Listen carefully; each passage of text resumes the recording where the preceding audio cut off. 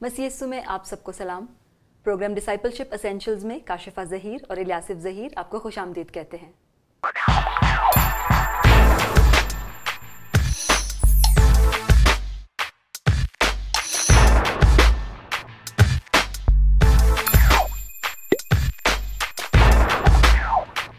मेरे अजीज़ों, programme discipleship essentials में हमारे साथ रहने के लिए आपका बहुत बहुत शुक्रिया। हमें उम्मीद है कि इन प्रोग्राम्स के वसीला से आप खुदावंद की ढेरों बरकत हासिल कर रहे हैं। हमारे आज के प्रोग्राम का उन्वान है कि हम खुदावंद की खिदमत कैसे करें, और इस प्रोग्राम में इलियासिफ हमारे साथ होंगे। इलियासिफ, आप हमें बताएं कि हमने देखा है अक्सर के एक आम सा सवाल है जो मसीहियों के जहनों में होता है कि क्या खुदावंद की खिदमत करना हम सबका फ़र्ज़ है या सिर्फ ये पास्टर्स या लीडर्स की जिम्मेदारी है? जी, ये आम तौर पर सवाल हम सुनते हैं कि मसीहों के दरमियान होता है कि ये खिदमत का जो काम है ये सिर्फ चर्च लीडर्स का काम है या पास्टर्स का काम है या जो लोग खिदमत में हैं उनका काम है। ये दुरुस्त नहीं है, बल्कि मैं समझता हूँ कि खिदमत का जो काम खुदावंद ने हमें सौंपा है वो हर मसीही के लिए सौंपा है। और खुदावंद यीशु मसीह ने आसमान पर साऊद फरमाने से पहले हम जानते हैं कि अपने शागिर्दों को इकट्ठा किया और उन्हें एक हुक्म दिया, और वो हुक्म इरशाद आज़म की तकमील था, जो कि हमें मत्ती की इंजील उसके 28वें बाब की 18वीं आयत से लेकर 20वीं आयत तक मिलता है। उसमें था कि जाओ और सब कौमों को शागिर्द बनाओ और उन्हें बाप और बेटे और रूल कुद्स के नाम से बपतिस्मा दो। वो हुक्म जो था वो सिर्फ शागिर्दों तक महदूद नहीं था, बल्कि वो हुक्म हर मसीही के लिए जो उसे पहचानता और जानता है। जी बिल्कुल। अब मैं हमारे जो आज का उन्वान था उसकी तरफ आऊँगी कि जैसे आपने कहा कि खुदावंद की खिदमत जो है वो हम सबको करनी है, तो आप हमें ये बताएं कि हम इस खिदमत को कैसे कर सकते हैं? जी काशिफा, इससे पहले कि हम सीखें कि खुदावंद की खिदमत कैसे कर सकते हैं, हमें ये जानने की ज़रूरत है कि खुदावंद की खिदमत करने से पहले किन रवैयों को जो है वो हमें अपनाने की ज़रूरत है। और मैं समझता हूँ कि दिल की तैयारी और मुस्बत रवैया होना जो है वो हमारा बहुत अहम और ज़रूरी है। और खुदावंद यीशु मसीह जो है वो हमारे सामने इसकी एक अजीम मिसाल है।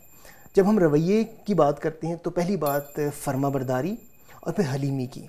अगर हम खुदावंद की खिदमत वाकई दिल जान से करना चाहते हैं तो हमारी ज़िंदगी में फर्माबरदारी और हलीमी का होना बहुत ज़रूरी है। और फिर तीसरी चीज़ वो ये है कि हमें अपने आप को खुदावंद के सामने पेश करने की ज़रूरत है। खुदावंद से कहें कि खुदावंद, हाँ मैं तेरी खिदमत के लिए तैयार हूँ, मुझे इस्तेमाल कर।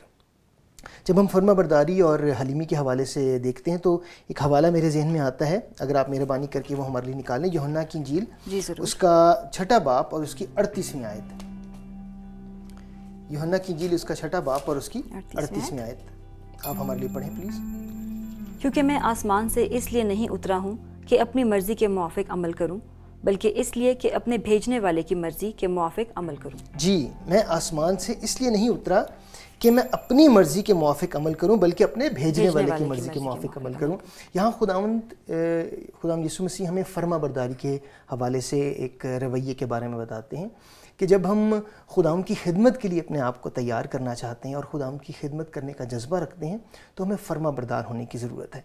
जब तक फर्माबरदारी हमारी ज़िंदगी में नहीं है, हम खिदमत जो है वो मौसर तौर पर नहीं कर सकते। और उसके साथ ही हम देखते हैं कि खुदावंद यीशु मसीह हमारे सामने एक हलीमी की भी एक अजीम मिसाल है। और वो कहते हैं कि मैं आसमान से इसलिए नहीं उतरा, आसमान से उनका उतरना ही, अपने तख्त को छोड़कर ज़मीन पर बनी नौ इंसान के दरमियान आना ही जो एक बहुत बड़ी हलीमी की मिसाल है, एक अजीम मिसाल जो है हमारे सामने है। और ना सिर्फ आसमान से ज़मीन पर आना, बल्कि हम देखते हैं कि जब खुदावंद यीशु मसीह ज़मीन पर भी आ गए तो उन्होंने अपनी हलीमी की एक अजीम मिसाल जो है हमारे सामने रखी। और उसका जिक्र हम यूहन्ना की इंजील उसके 13वें बाब की 4, 5वीं और आगे आयत पढ़ें तो वहाँ हमें पता चलता है कि जहाँ खुदावंद यीशु मसीह अपने शागिर्दों के पाँव को धोते हैं। पाँव को धोने का मकसद ये नहीं था कि वो पाँव गंदे थे, बल्कि पाँव धोने का मकसद ये था कि उन्हें सिखाएं और बताएं कि मैं खिदमत करने के लिए आया हूँ और ये हलीम होने की एक अजीम मिसाल जो है वो कायम कर रहा हूँ। और साथ ही साथ ये एक फिरौतनी का अमल जो था वो खुदावंद ने हमें सिखाया कि पहले अपनी फर्माबरदारी, फिर हलीमी, और फिर आखिरी चीज़ जो मैं देखता हूँ वो ये है कि अपने आप को पेश करना, अपने आप को तैयार करना, अपने आप को अवेलेबल करना कि खुदावंद मैं हाजिर हूँ, मुझे तैयार कर। तो इन रवैयों के साथ फिर हम खुदावंद की खिदमत में आगे बढ़ सकते हैं। बिल्कुल, मैं समझती हूँ इलियासिफ के खिदमत के हवाले से ये बहुत ही अहम रवैये हैं जिनका भी आपने जिक्र किया, फर्माबरदारी और हलीमी। तो आप हमें ये बताएं कि इन दोनों रवैयों को अपनाते हुए हम खुदावंद की खिदमत में आगे कैसे बढ़ सकते हैं? جی جیسے میں نے پہلے کہا کہ دل کی تیاری، فرما برداری، حلیمی اور اپنے آپ کو پیش کرنا خداوند کے لیے بہت اہم ہے. اور خدمت کے حوالے سے ضروری نہیں ہے کہ ہم صرف پیغام دیں تو خدمت ہوتی ہے، یا ہم بشارت میں آگے بڑھ کر حصہ لیں تو خداوند کی خدمت کرتے ہیں. بلکہ کاشفہ جب ہم کسی کے لیے، اپنے ہمساؤں کے لیے، اپنے بہن بھائیوں کے لیے، اپنے عزیزوں کے لیے بھی کچھ کرتے ہیں، ان کی مدد کرتے ہیں، اپنی خدمت کو ان کے لیے پیش کرتے ہیں، تو بھی خداوند کی خدمت کرنا ہی ہے. اور اس کا ذکر ہم دیکھتے ہیں کہ متی کی انجیل اس کے 25ویں باب اور اس کی 42ویں آیت اگر آپ ہمارے لیے پڑھیں، 42ویں آیت سے لے کے 45ویں آیت تک. متی کی انجیل اس کا 25واں باب اور اس کی 42ویں آیت سے 45ویں آیت تک.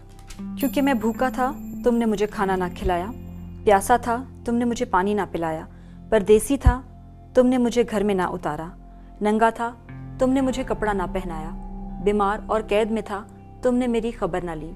تب وہ جواب میں کہیں گے کہ اے خداوند، ہم نے کب تجھے بھوکا یا پیاسا یا پردیسی یا ننگا یا بیمار یا قید میں دیکھ کر تیری خدمت نہ کی.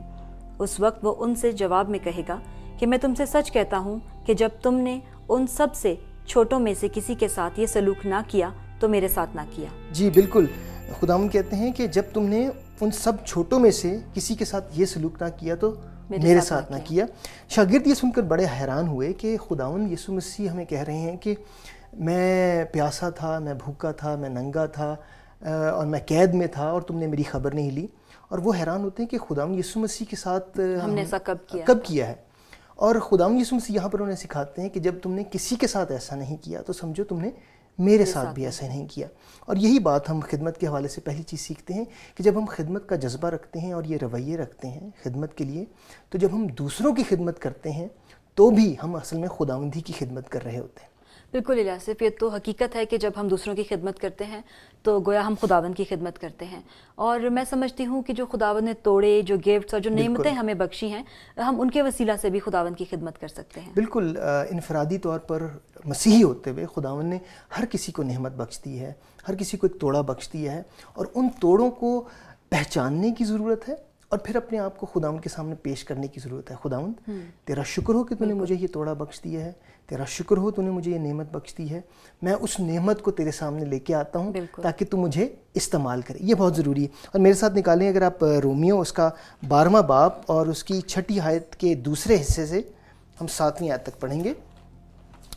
رومیو اس کا 12واں باب جی اور 6 آیت کے دوسرے حصے سے.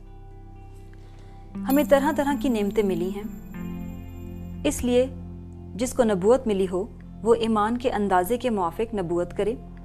اگر خدمت ملی ہو تو خدمت میں لگا رہے، اگر کوئی معلم ہو تو تعلیم میں مشغول رہے. بالکل، یہاں پر خداوند کا کلام کہتا ہے کہ نعمتیں ہمیں طرح طرح کی ملی ہیں. اگر کسی کو معلم ہونے کی، تعلیم دینے کی نعمت ہے تو وہ تعلیم دے. کسی کو اگر نصیحت کرنے کی نعمت ملی ہے تو وہ نصیحت کرے، اور کسی کو اگر نبوت کرنے کی نعمت ملی ہے تو وہ نبوت کرے. کسی کو خدمت کرنے کی نعمت ملی ہے تو وہ خدمت کرے. اور اسی طرح اگر ہم پہلا کرنتھیوں اس کا 12واں باب اور اس کی 4 آیت سے 11ویں آیت تک دیکھیں تو وہاں پہ ان نعمتوں کا ذکر ہے. اور خداوند کا کلام کہتا ہے کہ نعمتیں تو طرح طرح کی ہیں مگر روح ایک ہے. یاد رکھیں کہ خداوند نے جب ہمیں ایک کلیسیا کے طور پر اکٹھا کیا ہے، ایک خاندان کے طور پر اکٹھا کیا ہے، تو ہمیں نعمتیں بخش دی ہیں، ہمیں توڑے بخش دی ہیں. ضروری یہ ہے کہ ہم ان نعمتوں کو پہچانیں اور ان توڑوں کو خداوند کی خدمت کے لیے استعمال کریں اور اپنے آپ کو پیش کریں. اگر ہم ایک کلیسیا کی بات کرتے ہیں تو ہر کلیسیا میں سمجھتا ہوں کہ کسی کو گیت گانے کی نعمت ملی ہے، توڑا ملا ہے، کسی کو ساز بجانے کا، کسی کو دعا کرنے کا، کسی کو پیغام دینے کا، کسی کو بشارت کرنے کا. تو یہ نعمتیں جو ہیں وہ طرح طرح کی ہمیں بخشی گئی ہیں. جب ہم خداوند کی خدمت کا جذبہ رکھتے ہیں تو ضروری یہ ہے کہ ہم ان نعمتوں کو پہچانیں.